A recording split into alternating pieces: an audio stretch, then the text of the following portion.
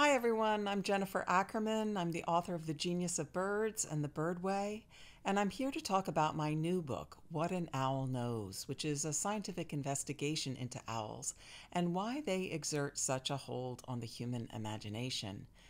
You know, with their forward gaze and quiet flight, owls are often a symbol of wisdom, knowledge, and foresight.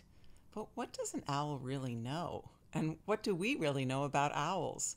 Some 260 species of owls exist today, and they reside on every continent except Antarctica.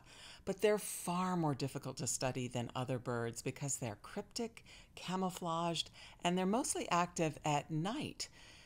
And so, though the human fascination with owls really goes back centuries, scientists have only recently begun to understand the complex nature of these quite extraordinary birds.